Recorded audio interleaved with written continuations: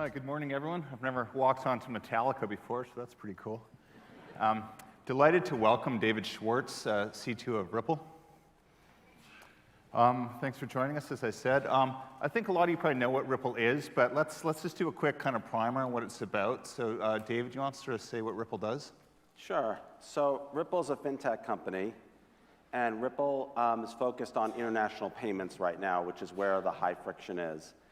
And I would say that what we're working on is kind of getting enterprise customers together, mostly financial institutions, banks and non-banks, and allowing them to negotiate their payments on a network directly, bypassing things like SWIFT or things that take multiple days to settle and allowing them to settle instantly. Yeah, this has been the narrative for a few years because I've talked to your CEO, Brad, fairly often, and he's made the case this is a way for banks to save money, use XRP as kind of a bridge currency, but I got to say, it doesn't seem to be happening. It seems every year this is kind of the promise, but we're not seeing a lot of adoption. What's going on there? I would agree that adoption of digital assets has been a little slower, or, I mean, you could see it as being incredibly quick or incredibly slow, depending on what time frame you think is reasonable. I would say revolutionizing international finance is not something that you would expect to happen overnight. But it is a multi-step process, and I think the first problem that we encountered, I mean, we kind of thought that we could take a direct line to settling with a digital asset, and I think a lot of people thought that, well, now we have digital assets, let's just use them for payments, and that'll be that. Part of the problem is that the payment systems are just not capable of supporting instantaneous settlement. So if you think about a payment system like SWIFT, where you just kind of push a payment message out, and you don't necessarily know the entire path, and you don't know the fees until later, you don't even know if the destination account even exists until sometime later when the payment is actually processed by the destination institution. There's no way that you could build instantaneous settlement into a system like that. So we kind of found ourselves in this situation where if we wanted institutions to settle their international payments with a digital asset, we first had to rebuild the payment messaging, sort of the plumbing. And we discovered something interesting on the way. What we discovered was that the existing plumbing was so bad, I mean, it dates back to batch computing days, that just improving that messaging was a product. That was something that banks and non-bank financial institutions would be interested in. And so we focused on building a top-notch payment network that can settle with a digital asset. And I think it's fair to say that we haven't yet proven that we can actually settle with a digital asset. We're just making that transition from building a payment network that can settle with a digital asset to figuring out where you really want to settle with a digital asset and making that settlement happen. If I can interrupt a second, that's my understanding. You built xCurrent, right, as a messaging product? Correct. And a lot of people seem to think it's superior to SWIFT. And you almost have this successful enterprise software business on your hands. And good for you, but it seems Ripple wants to do something more, which is to encourage the users of this to also wrap some XRPs into the transactions. But it sort of seems like you're shoehorning something in there that a lot of banks are like, wait a minute, we don't need this. We're just good with the messaging thing. So make the case for us why you need XRP in this. I would just start out by saying I think that is a fair point. I think we do have a struggle on our hands to convince particularly banks, because banks are extremely conservative, they're very slow moving. What we've discovered is that non-bank financial institutions, payment companies are much, much more aggressive, and they're much more interested in things that can save them time and money and cost. And so we built the xRapid product as a way to kind of solve that problem. And it was adapted to the real-life situation that we were facing. We kind of had this idea that institutions would hold XRP or a digital asset, they'd make their payments with a digital asset, or regional hubs would settle with a digital asset. And for a variety of reasons, the world wasn't quite ready for that, including regulatory issues, lack of liquidity, immature ecosystem around digital assets. And so we couldn't aim directly for sort of the end state that we wanted. We had to come up with a more practical plan. xRapid is aimed at two things. So one of them is sort of remittance-type international flows, where cost is very high, and the volatility actually favors a digital asset, which is kind of bizarre. Usually people say the problem with digital assets is they have such volatility. But here, if you think about trying to pre-fund Mexican pesos on a Thursday to make payments on a Monday, that's a lot of volatility in Mexican pesos. Whereas if you can use XRP, which can move across the planet in just a couple of seconds, the volatility is actually less. Even though XRP is inherently more volatile, you're only holding it for the minute or two it takes to complete the transaction. And I think the other thing that xRapid handles is you might have a bank that doesn't want to touch a digital asset. They're like, we can't have XRP on our books, we can't buy it, we can't sell it, it's just too much of a regulatory challenge for us. But let's say they want to make a payment in Mexico, and they don't want to have to pre-fund, and they don't want to have to get confirmation 3 days later. What they can do is they can have an ex-Rapid customer that probably won't be a bank. It'll be a payment company or some other type of institution that uses a digital asset to buy the Mexican pesos as an internal treasury function and then offers those Mexican pesos to the bank. So it's a workaround to the limitations that we found that we think is adapted to the situation that we're in today. Right, and this is the part I've never quite got my head around. For this to work, you almost need like a local market maker who's going to sit there and be willing to hold those XRP and move in and out of pesos or whatever exotic currency, like you often cite the Philippines is another one. What are these companies? Like, it's sort of like, yes, that would work if these companies existed, but do they even exist? So this is one of the very interesting things. Like, if you had to go out and recruit somebody to do that, it would be very difficult. You'd have to pay them to do it, because why would they do it if not that someone was paying them? But because these systems are completely open, and I think this is one of the most important things that distinguishes us from our competitors, and is sort of why would I use a digital asset? These systems are completely open. XRP is available to anybody. You don't need to agree with anybody to use it or hold it. And so if you have somebody who has a counterflow, like you have someone who has a bunch of grocery stores in Mexico, and he's paying 6% to move his Mexican pesos into the United States, he can just offer that liquidity. And what we've discovered, and honestly, I was surprised at this, like we had plans ready to pay people to make markets if that was necessary, and it has not been. What's happened is that people who have counterflows or people who have the ability to settle internationally have found these open marketplaces for the services that they offer. And what you get is you get a kind of netting. So typically, you could only net inside a closed ecosystem, but these ecosystems are completely open and they can net. So people who are moving in one direction find people who are moving in the other direction, people with counterflows find each other. I guess you could argue that we might exhaust the existence of counterflows, or we might exhaust the ability to net, but it doesn't seem so. It seems like that, to my surprise, honestly, has not been an issue. The liquidity, if you build it, they will come, has happened in these open ecosystems because anybody who has that ability can participate. Okay, well, give us some examples. You mentioned a Mexican grocer, but give me like a success story or two of on the ground of someone who's deciding to, net with XRP. Well, in many cases, we don't know because these ecosystems are completely open. One of my favorite stories was in the very, very early days of the XRP ledger. It didn't involve Ripple, the company, at all. It was completely organic. Somebody opened a gateway, which is essentially a company that issues a stablecoin in Chinese yuan. And there were remittance flows just immediately. There were flows in both directions. I think part of it might have been capital controls. People who really wanted to get money out of China were counterflows to the remittance flows. And they just found each other. And all of the liquidity was gone immediately, like in a couple of hours, and the liquidity just increased, and it ramped up to about $8 million a day. Since then, that's disappeared, so I don't know if it's because the Chinese government crackdown or just exhaustion, but there was and I think also part of the sort of on-ledger liquidity was kind of not popular today like it was back then. This was kind of during the crypto boom. But it just completely organically, people who wanted to move money into China found people who wanted to move money out of China, and they set up their own like netting system directly on the ledger with nobody managing or running it. But you need an exchange to do that, right? Well, in this case, it was quite interesting. So you needed 3 components. So you needed some way to get yuan on and off the ledger, and there was a company in China that basically what they did is effectively they issued a stable coin. So you would give them yuan, and they would issue a digital asset and vice versa. The XRP ledger has a built-in decentralized exchange, so that decentralized exchange became the marketplace. Oh, interesting. Let's switch to stablecoins, because they're obviously kind of all the rage right now, and everyone and their dog is issuing one from JP Morgan to Facebook.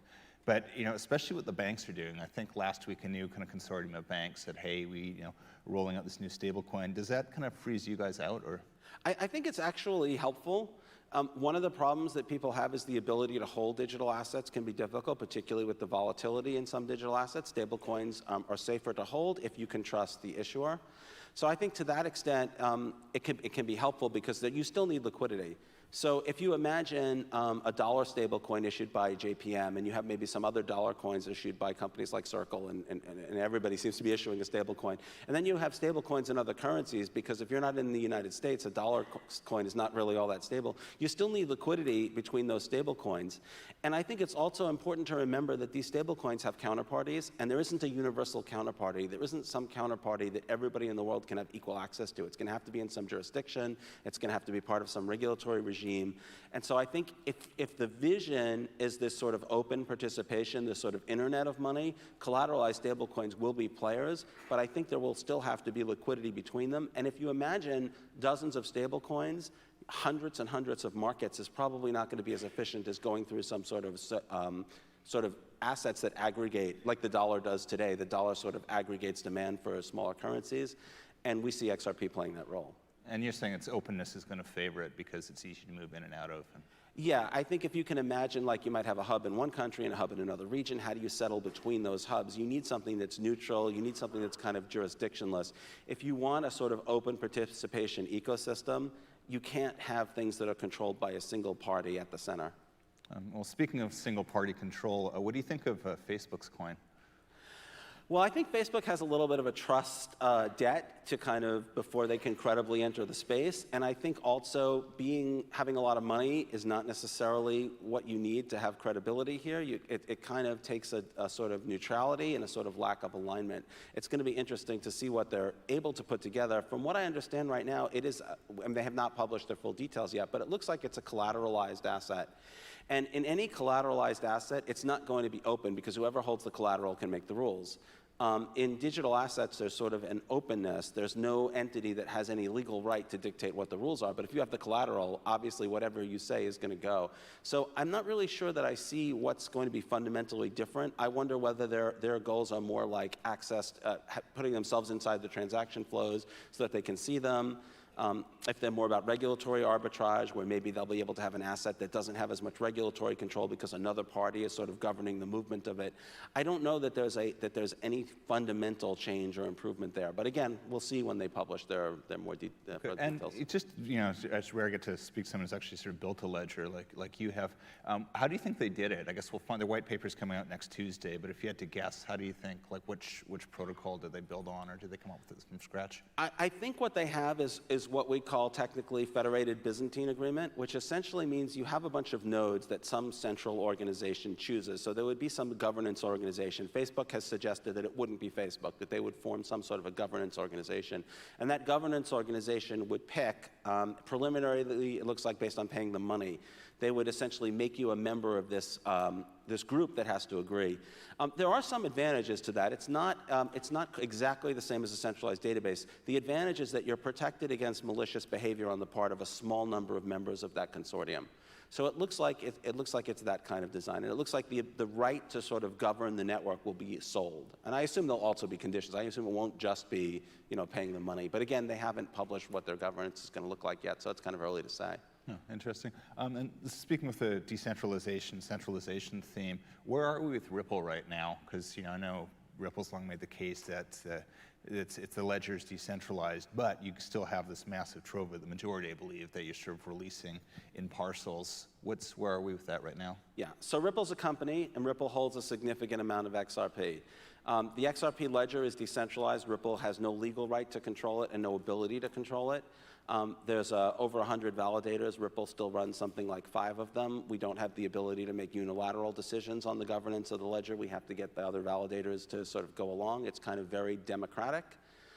That said, Ripple does hold a significant fraction of the XRP. But I guess it comes down to what you're concerned about with decentralization. If you're concerned about scarcity of the asset, it's the governance that controls how much of the asset there is. If you're concerned about sort of execution of transactions, you say, like, I want equal access to the ledger with everybody else. I don't want someone to have some privileged access to the ledger, or I don't want censorship on the ledger, or that kind of thing. That's the operational governance. That's not who holds the asset. So I guess I would say that's a way that the XRP and the XRP ledger is different from other digital assets, and whether you think that's a good thing or a bad thing depends on what you want digital assets to do. But I don't think it's a winner-take-all. This is, I think, something very important and very important to make. We need our competitors to succeed. We need the ecosystem to succeed. An analogy I sometimes use is your cell phone. Like, everybody in this room probably has a cell phone on them, and that would allow them to tweet about this talk right now. But they don't hold that cell phone to tweet about this talk. They hold that cell phone because there's an entire ecosystem from Twitter's competitors.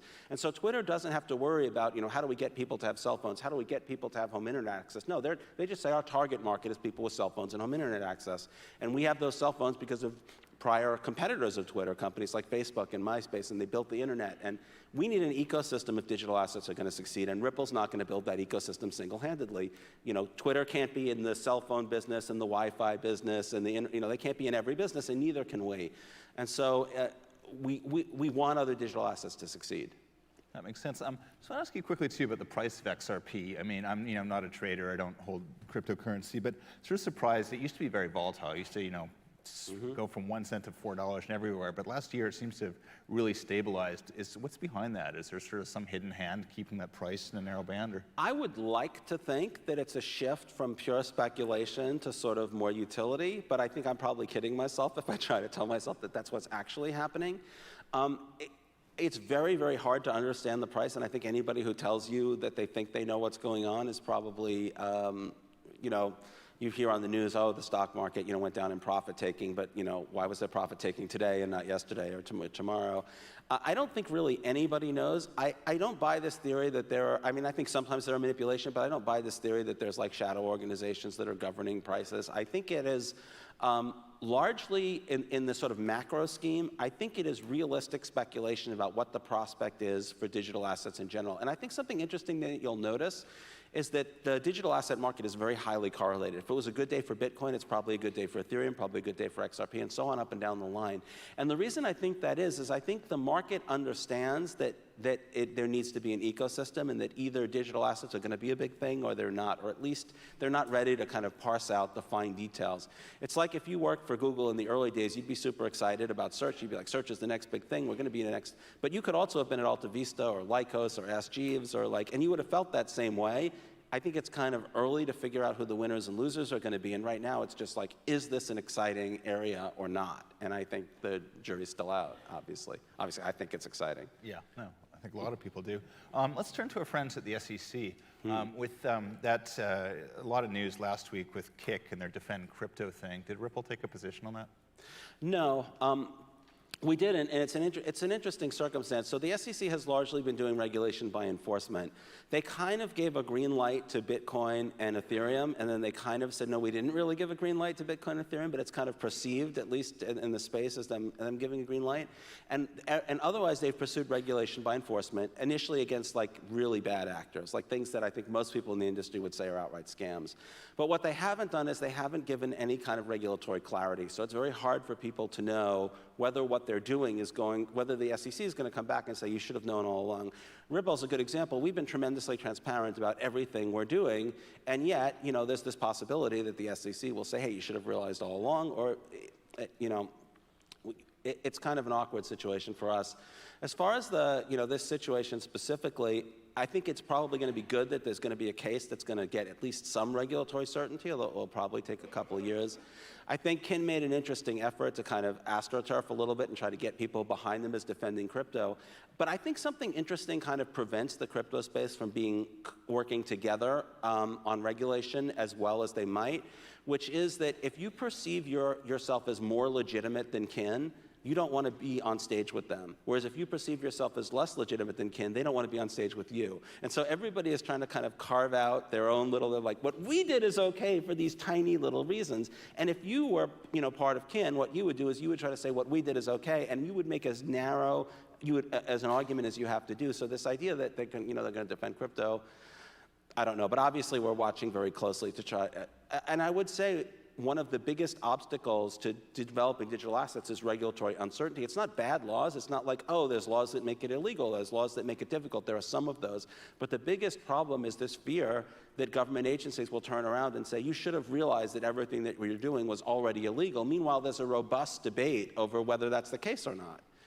It's not a... I think that's a good description, yeah, because what I think we saw is, Kik threw a bit of a Hail Mary there, and, then you saw the SEC aired some of its dirty laundry. Its CEO should not have been going around saying you're going to make a profit on this. There was some sort of shenanigans, but at the same time, it does seem the regulators moving the goalposts a little bit, because a year ago, they were like, oh, if you're heading towards decentralization, you're fine, and now it's like, watch out. So do you think, the SEC has been a little inconsistent, or...? I think they haven't given clear guidance. They had something like a 15-point test with 11 sub-factors, which obviously for any realistic project, some of those are going to look good and some of those are going to look bad and some of those are going to be arguable both ways. So I mean, yeah, there definitely has been a lack of clear guidance. I think that's definitely something that you could fairly say. Interesting. We've got a few more minutes. What I'd love to ask you about, because I rarely get to speak on stage with the people who actually, build blockchains. It's usually sort of the, executives running them.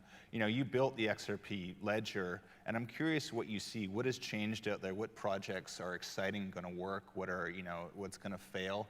Thinking of just like, the dApp ecosystem, which seems a bit of a flop. And then you have projects like Definity. I guess where's it all going? So I'm kind of saying the jury's still out on the decentralized finance space. I think it could be really big, and I think it could collapse. I think it's going to depend on what other developments there are and what it has to compete with. There's a real shortage of actual use cases. Like payments are here. We all know that international payments need to be improved. We all know that like you have these walled gardens and that payments need to be better. And if you're looking at things like lending or security settlement, there's always a payment going on or multiple payments going on in those same things. So I think that's really concrete and really ready to happen. The further away you get from that, the more sort of speculative it gets. People look at things like lending. Some of the early efforts, I don't know if you heard about the story with DAI, with the interest rates shooting up and the lack of governance. So I think the jury's out on that. I will say one thing that I think is going to be huge is micropayments. This gets a little out there for this audience maybe, but I think micropayments are going to sort of take over the world the way packet data kind of took over the world. I think that if you can make small payments very cheaply and you can make billions of them without a problem, then you don't need anything else. You don't need some special way to make larger payments. Yeah, tell me more about, I wrote about that recently because it's near and dear to my industry. I've covered media for 10 years, and even 10 years ago, we're like, micropayments will save us, because right now you hit a paywall, maybe you want to read that sports story, the local newspaper is like, subscribe, blah, blah, and you're like, nah, and leave. If there's something in your browser, you could just click and pay 50 cents to read.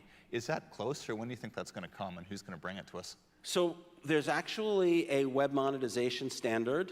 And what you do is there's a protocol called Interledger, which is a payment protocol that allows you to have a sort of receiving address that's universally understood. So why is email so great? You give me your email address, and that's all I need to know to contact you. Interledger does the same thing. Whether you receive bitcoins or dollars or XRP or whatever, you can have an Interledger address as long as there's someone who speaks that protocol who can receive the funds for you. The way this web monetization protocol works is you just put a tag in your web page that says, this is where you can send me money. And then your browser has a plugin. There's a company called Coil that's a web monetization provider, but anyone can do it. And what they do is they make a plugin for your browser that reads those web monetization tags and just sends them money. So if you go to a website, instead of seeing like, we need to raise $50,000 to stay online, you'll see thank you for donating. Or if they have a members only area or a paywall, you'll just go right through it and you'll see a message that like, thank you for sending us money through web monetization. Coil made 1 billion payments last year, with the average payment being like 1,000th of a penny. So it's effectively streaming money. And what's nice about that is if you pay a certain amount of money to go through a paywall and it was a clickbaity article, you can't get the money back. Like 50 cents is enough that it's worth trying to trick people into getting into that article. But if you're streaming the money while they're on there, and your web monetization provider can be like, these guys are terrible, we're just not going to send them any money, or these guys are great, we're going to send them a lot of money.